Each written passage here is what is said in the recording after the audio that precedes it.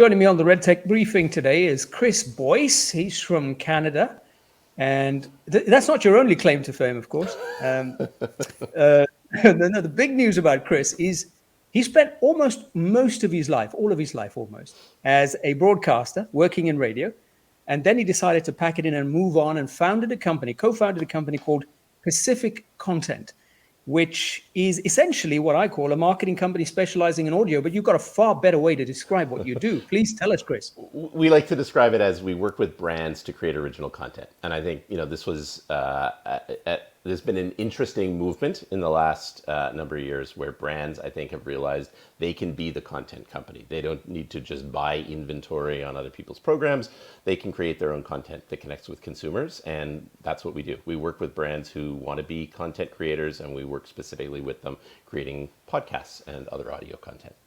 Okay, so when you transitioned out of radio into doing this, you'd already had a sense that this is where the market was going, this is where audio was going, or was this just hey, let me try something different? What drove you to this particular opportunity? As someone who had worked in radio for many years, Omar, I was excited since, 20 years ago about the potential of digital audio, on-demand audio, streaming audio, podcasts to change the listening experience. And my frustration was it seemed to take forever for consumer adoption to tick up. And in some ways, there's so many things that is great about delivering audio that gets, digitally that overcomes the challenges we have as traditional broadcasters, right? Where you have one frequency that you can deliver one signal 24/7. And it was frustrating, actually, as we saw services like Netflix begin to take off and create this new video viewing experience. And podcasting for the longest time and on-demand audio seemed to be moving really slowly, right? And in Canada, we would look at tracking studies that look at how many people had listened to a podcast in the last week. And if I go back to 2010 to 2015, that number moved really slowly. So it might be 12% of people one year, then 12.5%, then 13%. Suddenly, a bit over 5 years ago, that number began to take off, and I think it opened up a whole world of opportunity for anyone in the audio space, because all of a sudden the rules changed, and all of a sudden there was new opportunities to connect with audiences in new ways. What do you think the reason was for that switch? As you say, you almost described it as suddenly it took off, and yet it'd been germinating for such a long time. Why did it take that long? And what was the trigger that suddenly got everybody, more people, let's not say everybody, but far more people interested and looking for content on demand? Yeah, I think that the simple and maybe slightly glib answer is in many ways it's a far better experience, right? You can listen to what you want, when you want, how you want, right? It puts the consumer in charge. But it was a great experience back in 2005, but the adoption really didn't take off till sort of 2015. I think there's a whole bunch of different answers. One that a lot of people cite was the day that Apple put a podcast button on the home screen of the iPhone, and all of a sudden people are like, "What is this? Maybe I'll check it out." I think that was also the time that we began to see, at least in North America, shows like Serial beginning to sort of enter the popular imagination and generate some buzz. I also think historically, if I look at that sort of 2005 to 2015 period, podcasting felt really, really complicated. And in some ways it was. It wasn't like Netflix where you just clicked and started watching. The early days of podcasting, I had to, open up iTunes, I had to download a podcast, and I had to sideload it onto my iPod, then I had to listen to it. I actually think what actually helped, broad mainstream adoption of podcasting and streaming audio was eliminating a lot of that friction. It was making it easy for consumers. Yeah. Look, it's interesting. You're right. Ease of access is really critical. That's why radio remains so important. Well, Absolutely. The car is so valuable for radio's future. We're going to get to that a bit later, but you said something interesting. You said it's a far better experience. And so because you've straddled both sides, you've been a pure linear broadcast guy, and now you're in the on-demand world, entirely in the on-demand world. When you think about the pros and cons for advertisers and then the pros and cons for consumers. Just walk me through how you think about that now, having experienced both sides. Number one, I think we think far too much about the technical delivery mechanism of the audio and not enough about the consumer experience, right? So as a broadcaster, we think a lot about I have this 24/7 signal that's available on these devices that have AM, FM, or DAB radio in people's houses. As somebody who's living more in the sort of on-demand space, I think a lot about, how am I delivering an RSS feed to podcast subscribers? The reality is consumers really don't care about any of that stuff. What they're really interested in is, can I listen to the piece of audio at the moment that I want to consume it that meets the need that I'm trying to fill, right? So I would suggest what all of us would be, smart to do is take a step back from viewing things through our lens, which is largely the sort of like the technical solution, and really think about the consumer. And the consumer really just wants great content available when they want it. And they don't really care, I don't think, about whether it comes over an AM radio or whether it's called a podcast or whether it's called an on-demand stream.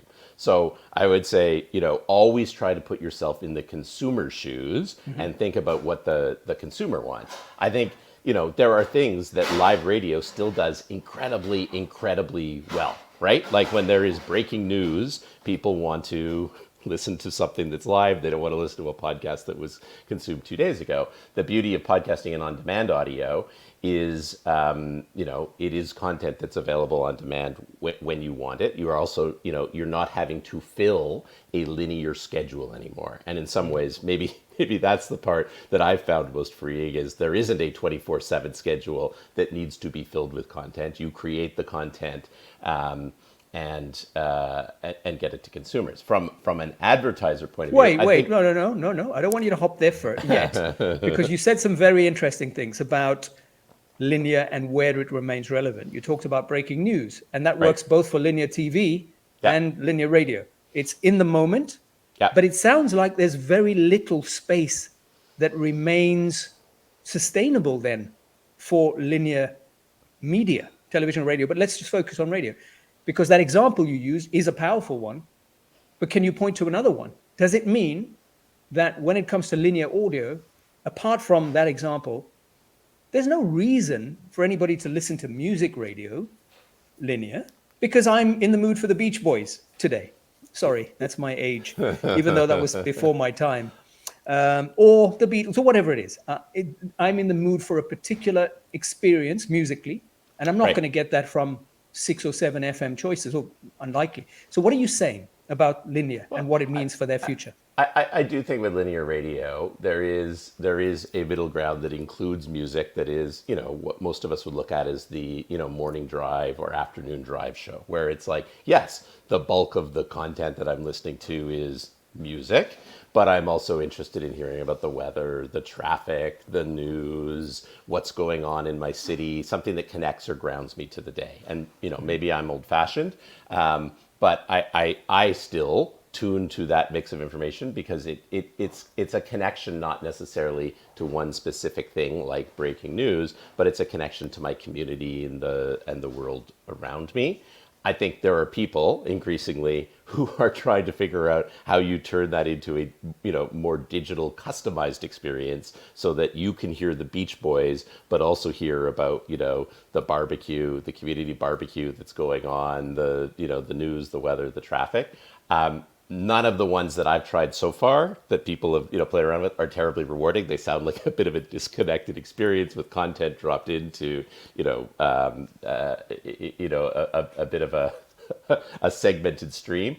But we're getting there, and I think that again, that's the sort of question I think broadcasters need to be thinking about is, as we're moving in that direction, what are the things people value about me, my brand, my personalities, and how do I continue to deliver them? But I do think, and I know, we may get to this later, I do think music radio is in a tougher position probably than talk radio as I project, look out even further into the future.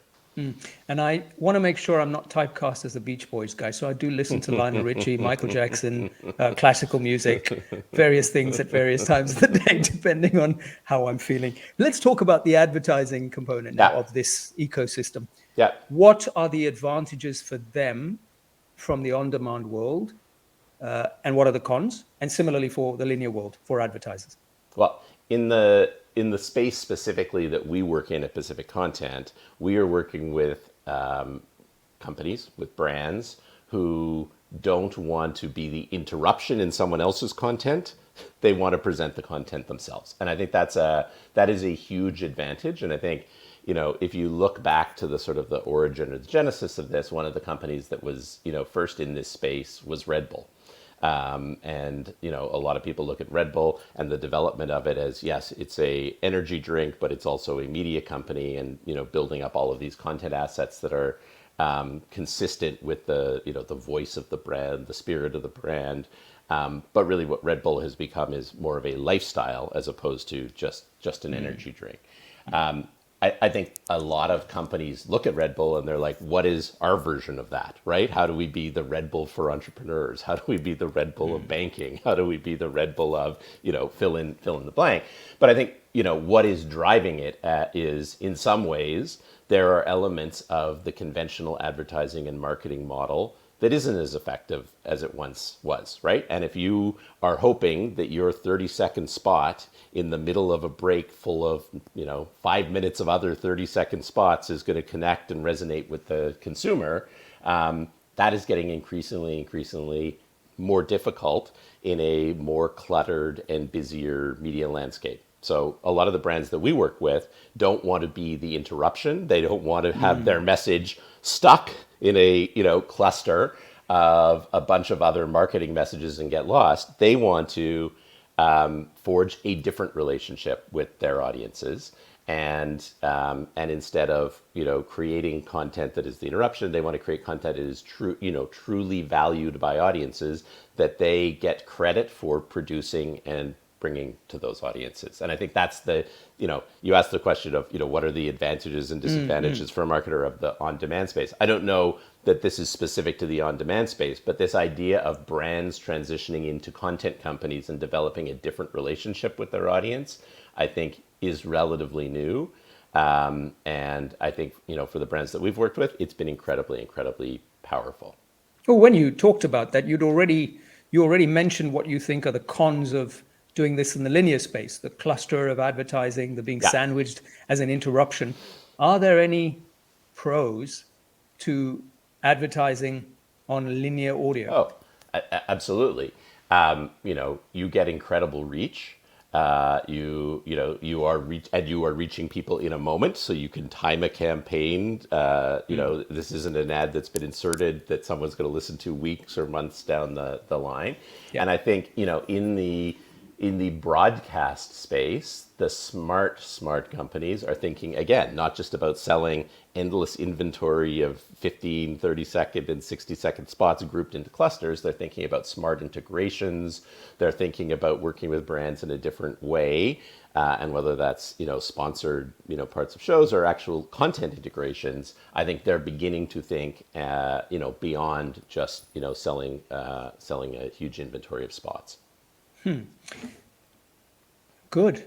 That's helpful, because if people haven't thought of it that work in radio, these are good tips, and I appreciate it. Let me talk about radio broadcasters who have been for some time now considering the transition to the on-demand world. Now, they're not thinking of giving up their FM licenses. Yeah. They want to run this in parallel. Yeah. It requires quite some investment. So in the short term, what I've seen for a lot of those that are making the move or have been making the move for a few years is they tend to do catch up rather than original content. Original content costs extra. Sure. You need to write it. You need to bring people in. You need to record it. It takes extra time. So catch up's the easy sort of answer. How do they compete effectively, though, with the focused on-demand players, many of whom seem to have investors with limitless funding? I mean, some of them haven't made a profit in years, but there's funding available to keep scaling. And then there's the radio guy working for shareholders, whose shareholders saying, hang on, I can't have you in a situation where you just keep funneling or sucking up the money and there's nothing to show to the shareholder. How do they compete? in Well, that way? number one, Omar, I would say no one has limitless funding forever, and That's true. we have seen a lot of startups in the media and audio space burn through all of that funding, and at some point the music stops playing, and those who have a business case survive. So, I think that's one thing to keep in mind is don't chase a short-term race against people who are burning through cash who may not be here in a year or two. I think that question of, how you create the content that is suitable for a digital or sort of on-demand universe really depends on what kind of game you're in. And I think, again, the question is, what about the radio? Let's put ourselves in the shoes of someone who's a conventional radio broadcaster. What about the content that we're creating has value, truly has value for the audience, and how do we transfer that value from our live linear broadcast experience to an on-demand space? And I think the answer is what has value and what translates is really dependent on what kind of format you're in, right? So when I worked in public broadcasting in the sort of talk space, we produced a lot of high quality half hour or hour long programs that might have only aired once at a very specific time. And if you were not available on Tuesday afternoons at 2:30, you were never going to hear that show. That translates exceptionally well into the on-demand space because somebody who wasn't available on Tuesday afternoon at 2:30 can now hear it just because they were at work or, unavailable at the time, now has an opportunity to listen to that program. That to me is that is a smart play. And our strategy at the time was not to create volumes of high quality content because we had a library of content we believed that people would value that they just weren't hearing, right? Yeah. On the other hand, if you're a music station and you just stick your morning show online, 3 hours of content available on demand, and people are tuning in, and the traffic's out of date, the weather's out of date, Sure. the events are out of date. That's not a compelling experience. Likewise, I don't think any news station that runs a news wheel is going to be making that on demand 5 days later. It might be valuable if you were able on your phone to listen to the newscast from 5 minutes ago. But if you're a music station, it might not be making your morning show available on 3 hours of it available on demand. It might be the highlight, the bit that the host worked on. It could be, something that spins out into, TikTok or onto social media. But again, I think the question is sort of what about what we're creating has value to listeners, and how do we transfer that value into another medium, as opposed to saying, well, the easy thing to do is just to take this morning show and just stick it on demand. Well, no one's going to listen to that because it's not a very good listening experience. And the thing that made it valuable in the first place, which is the currency, does not make the transition into the on-demand world. So if this radio owner is listening to us, right, we understand where the value is in catch-up. You've described that exceptionally well. How do they make the investment to build up, or do they need to make an investment to build up a library to compete more effectively of content that's less time-bound? Is that an essential ingredient? Because the stuff that you're talking about, the broadcast, is time-bound. And of course, if the guy does a funny bit, it can last for weeks. If it's not around a particular moment, or it's not made up around an incident that happened that day or yesterday in the city or town.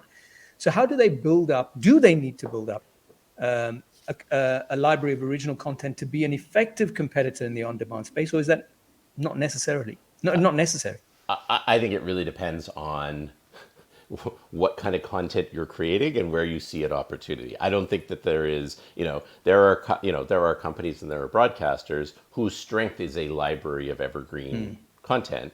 There are also people who are creating the kind of content where, maybe that's not their brand or what people are ever going to go and, look to them for. The exercise that I would always urge people to do is we get locked very much into a mindset based on the business we've always been in and how we have always done things. The question I would ask is, if I was starting this business today and I had none of the sort of, infrastructure I had built and the legacy, what would I create? How would I use that broadcast frequency? But what else would I build around it if I was building it from scratch? Because I think the bias we bring in from our decades of experience and the way things were in a very different world 10 or 20 years ago begins to cloud our judgment, and we're trying to think about how we take this thing and turn it into another thing, as opposed to what we would do if we were starting from scratch. Which isn't to say you're going to be able to start from scratch, but if you actually sort of see, okay, this is what would make sense if I was beginning this today, I think it might allow you to make different decisions or to look at something a little bit differently. So we alluded to this earlier when we talked about, linear media, linear audio, radio, let's call it by what we generally call it, being fortunate to have convenience and access in motor vehicles. Absolutely. It's helped in many cases sustain the medium, because sometimes the listening is greatest, continues to be in certain places greatest morning and after. You said you retain that habit. I don't know if your kids retain or have that habit at all. My kids don't, but certainly our generation does. So that is definitely helpful in terms of the sustainability of radio. But how long can that last? Because the car is not, already for 5 years, maybe longer, everything's about the connected car. And that means broadband availability, which means access to much more from an entertainment and information point of view. Yeah, the friction is going away, right? And friction has been what has helped radio maintain that lead in the car, right? It was interesting. 5 years ago, I looked at some research that had been done around car and why. And my question was, why is on-demand or internet delivered audio not bigger in the car? Right? It opens up a world of possibility. People are in North America often on long 25-minute, 45-minute commutes. Why wouldn't you want to broaden the the range of content that was available to you? And when you looked at the research that a company that we were working with had done, it was all about friction. And it was, I have to have that cable that plugs my phone into the jack, and I don't really know how that works. And then I did it, and then I was listening for 5 minutes, and it stopped working. It was all about friction. Whereas people said, "Why do you choose radio?" Well, I turned the ignition on, and the sound came out. And it really got me thinking, because 5 years ago I was a passionate believer in, redefining how audio was delivered. I was a voracious listener who wanted to hear, different stuff. I had a car that you could hook your phone up to and listen easily. I had the cable. I had all the stuff. Yeah. And yet, Omar, I realized that probably 75% of the time I was listening to the radio, right? I was the perfect use case, and I couldn't take the 30 seconds when I got into the car to hook the phone up and start listening. And I, and it wasn't even significant friction for me. It was just like literally plugging the cable into the phone. It wasn't the kind of friction that somebody who had none of the, who was starting from scratch on this. So I always say to people, don't underestimate friction, and don't ever, stop believing in, the value of ease of use. Yes. But all that said, that is changing, because most modern cars now have some sort of entertainment system built in. Many of them had interfaces that sucked. The interfaces are getting better. It's getting easier. So again, I think what radio needs to do is think about what is the compelling proposition, and how do they get listeners to consume their compelling proposition instead of all of the other stuff that is out there. The advertisers, I want to hop back to something you were talking about earlier. You talked about those advertisers who say they don't want to be part of an experience that's interrupting listeners, and that's why they don't want to be in 30-second spots, and that's why they're coming to you. Are those leaving radio? Are those the ones that, frankly, your experience, have they stopped using the radio for what they want? They're using Pacific Content and other companies that create content, audio content that they prefer, that is a non-interruptive experience. Is that what they're doing? No. And you know what? The reality is there is no. I'm going through our client list in my head. I can't think of a single company we've worked with that has abandoned their conventional mix of advertising completely. There's no one who is going to say, "Oh, I can get the same results out of this podcast that I am creating as I got out of that whole traditional mix of media I might have bought in the past, which could have included radio, TV, outdoor, digital. But I think what you're beginning to see is it is complementary and that it might shift. And maybe they buy less radio, more digital, and their own created content. But yeah, I don't at this point see clients walking away. And the reality is, even if a brand creates their own podcast and their own content, they tend to rely on other conventional channels to tell people about it and get them to listen to it, right? So even in the space that we live in, which is creating original podcasts with brands, there is still work that has to be done using conventional marketing channels to get people to listen to that content. The end result, though, is they are, what is amazing for brands that create their own original content is the engagement that they have with an audience, right? You have somebody.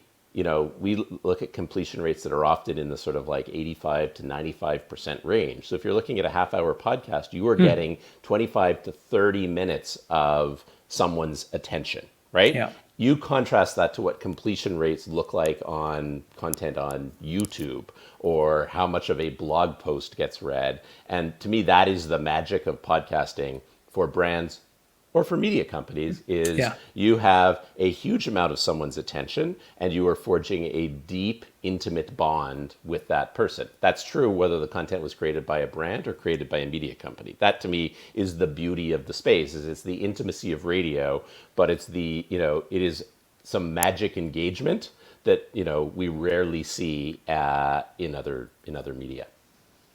To round up, Chris, fascinating conversation, and thank you for the wisdom. You've spoken about these things, but I wanted you to essentially package it into a neat summary. It's what you do at Pacific Content. You package things and take volumes of information and make them edible in bite-sized chunks. So I'm going to ask you to do the same. I'll play out a scenario. If radio owners keep doing this, the medium will suffer. Well, I think the medium will suffer if they continue to think about their brand and their content strictly as something that is delivered over an over-the-air radio signal. If they think about the technical delivery mechanism that they have historically used as their, primary defining characteristic of who they are and what they do, I think they're in trouble.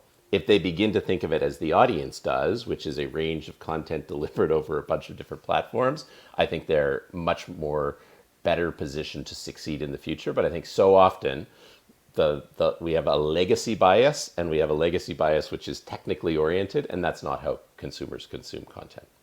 Yeah, I think you've probably answered this one, but just in case you've got another thought, radio owners must start doing this to ensure the longevity of their enterprise. I'll throw you a new thought here, because I think this one is actually really important, is they need to start thinking about not just their local market, but thinking potentially about a global market. And I think all of us think primarily about local markets because radio signals, by virtue of how the radio spectrum worked and was divided and divvied up around the world, are inherently local. And I'm not saying you should abandon your local market, but the beauty of a podcast or on-demand audio is it's available in your local market, it's available in the next city over, it's available in the next country over, it's available across the world. And I think so often traditional broadcasters go in with a very closed mindset, right? We create content for Toronto audiences. We create content for Canadian audiences. And the podcasting or on-demand audio space is international, right? It is as easy to reach a listener in New York as it is in Toronto, as it is in Lisbon, as it is in South Africa or Australia. And I think, which is not to say you need to lose your focus and go after everyone, but it opens up new opportunities that were never available when we had a terrestrial radio signal, which might have had, the ability to, reach people over 100 kilometers. All of a sudden, the world is a possibility. And I think so often, broadcasters at their own peril get, again, locked into the construct that they've lived in historically, and they miss out on a potential opportunity that could exist beyond that area that they've traditionally operated. Interesting thought, Chris. You've opened up a whole can of worms here because you're now forcing me to say to you, but the moment you start looking at the world Yeah, as the opportunity, you also multiply your competition absolutely. And again, exponentially. I think this comes back to that question of sort of like, what is it that listeners value about us, and where can we compete? And again, it may be very different depending what format you're in, what genre you're in, or even the personalities that you have, right? But there would have been a day where a personality could only address a very specific local market, and I think, are in an era of global personalities and global content brands. So the opportunity is to figure out, is that a fit for you? What I would urge people is not to discard it just because you've never thought that way before. Chris Boyce is co-founder of Pacific Content. Thank you for your time and your wisdom here on the RedTech Briefing, Chris. Thanks, Omar. It's been fun.